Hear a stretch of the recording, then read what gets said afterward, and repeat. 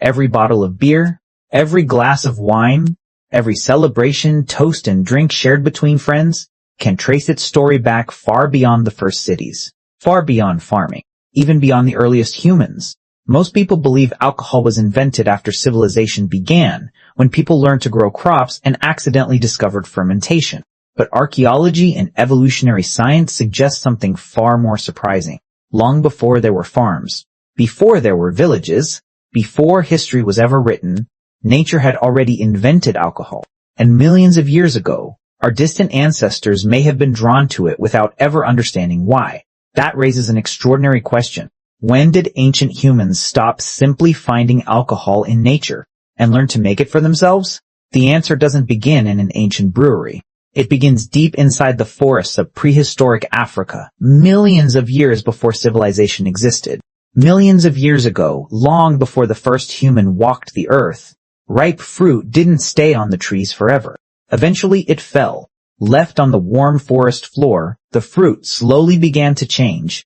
Its sweet smell grew stronger. Its soft flesh started to break down. And without anyone making it happen, wild yeast settled onto the fruit and began feeding on its natural sugars. As the yeast consumed those sugars, it produced something unexpected. Ethanol. The same type of alcohol found in beer, wine, and countless drinks today. Nature had discovered fermentation long before humans ever did. And the forests of prehistoric Africa may have been filled with tiny pockets of naturally fermented fruit. Many animals still eat fermented fruit today, and some scientists believe our distant primate ancestors did the same.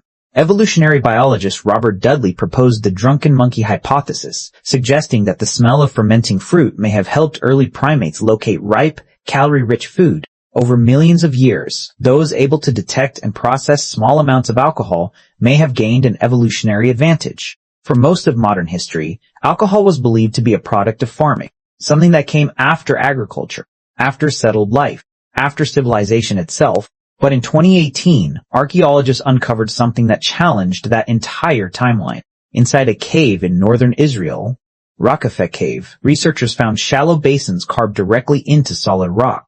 Not random carvings, but carefully shaped mortars, and when they analyzed the residue trapped inside, they found traces of processed wheat and barley that had been soaked and left to ferment. This wasn't simple food preparation. It was controlled fermentation, early beer, and it dates back around 13,000 years. Here's where it becomes surprising. The people responsible were not farmers. They were hunter-gatherers known as the Natufians. They had no cities, no writing, no permanent fields, and yet they were already producing alcohol on purpose. And that's where the story takes a strange turn, because making beer is not easy. It takes time, planning, and resources that could have been used for survival. So why would a hunter-gatherer society invest that kind of effort into alcohol, especially before agriculture even fully existed? That question leads to something even bigger. Because if alcohol mattered this much at the very beginning of complex human society, then what role did it play in shaping what came next? If that's true, then our relationship with alcohol didn't begin with breweries or vineyards. It began as a survival strategy. But there's an important difference between discovering alcohol in nature and learning how to make it yourself. At some point, ancient humans crossed that line. The evidence for that discovery remained hidden inside an ancient cave for more than 13,000 years. If alcohol played any role in early human history, it may not have been limited to survival or simple experimentation. It may have been something much bigger. To understand why, we have to look at one of the most mysterious archaeological sites ever discovered, Göbekli Tepe in modern-day Turkey. What makes it so unusual is not just its age, but the fact that it should not exist at all.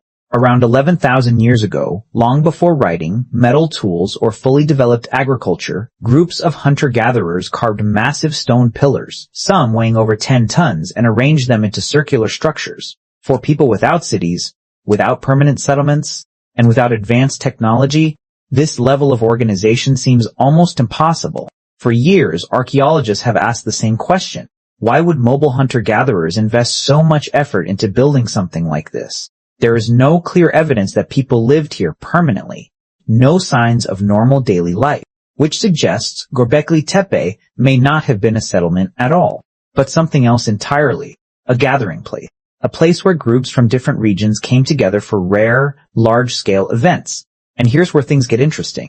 Inside and around the site, archaeologists have found large stone vessels and traces of processed grain, evidence that has led some researchers to suggest that fermented beverages may have been part of these gatherings, not as everyday drinks, but as part of shared rituals or feasts.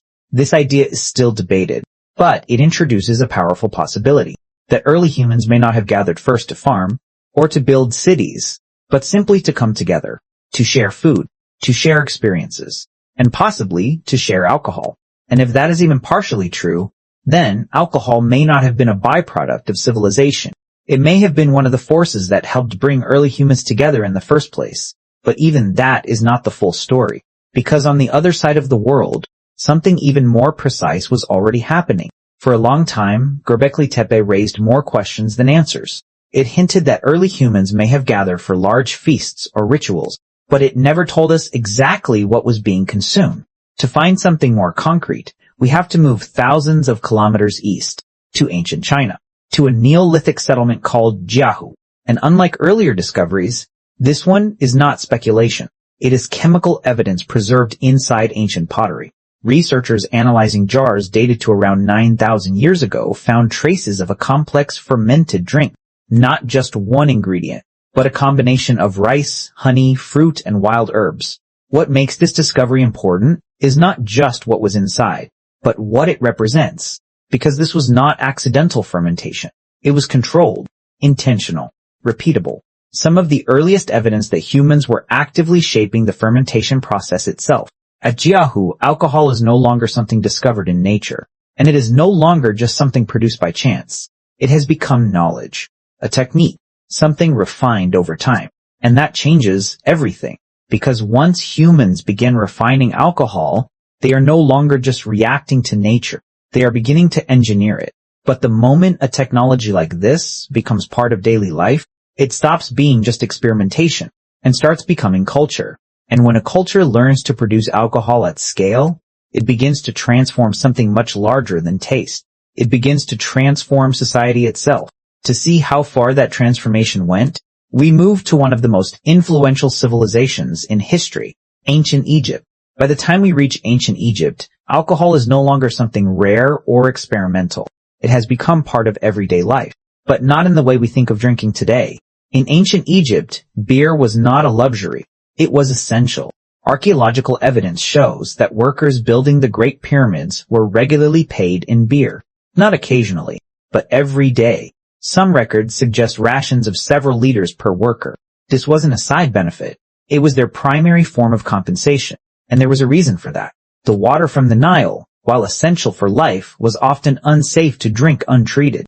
But beer, made through fermentation, was much safer. It also provided calories, nutrients, and hydration in a harsh desert environment. So in a very real sense, beer wasn't just a drink. It was food. It was water. And it was energy for labor on a massive scale. But its role didn't stop there. In ancient Egypt, beer also became part of religion and medicine. It was offered to gods in temples, used in rituals for the dead, and even prescribed by early physicians who mixed it with herbs to treat illness and injury. At this point in history, alcohol is no longer just something humans discovered. It has become something deeply embedded in civilization itself, a tool for survival, a form of payment, and a part of belief systems. But this raises a final question. If alcohol became this important in early civilizations, how far back does this relationship really go? To find the answer, we have to return to where the entire story began. Before Egypt, before China, before the first cities ever existed. By now, the story of alcohol doesn't look like a single discovery. It looks like a chain of events stretching across millions of years. It may have started long before humans existed, when overripe fruit on the forest floor naturally began fermenting, long before agriculture, long before settlements. Our distant ancestors may have already been drawn to it. Then, as humans evolved, something changed. We stopped just finding alcohol in nature, and began interacting with it. At first, it may have been occasional. Fermented fruit, natural exposure, small discoveries scattered across time. But around 13,000 years ago, something new appears in the archaeological record. Deliberate production, the Natufians at aqefet cave. Then later, more advanced experimentation in places like Jiahu in ancient China, where alcohol was no longer accidental, but carefully crafted. And as human societies grew, alcohol didn't disappear into the background. It became part of them. In ancient Egypt, it turned into labor currency, nutrition, medicine, and ritual. From nature, to survival, to culture, to civilization. Alcohol didn't just follow human history. It moved alongside it at every stage. But this raises one final question. Was alcohol simply something humans discovered along the way? Or did it quietly shape the path that brought us here in the first place? When you step back and look at the full story of alcohol, it stops being just a story about drinking and starts looking like something much larger, a thread running through human history.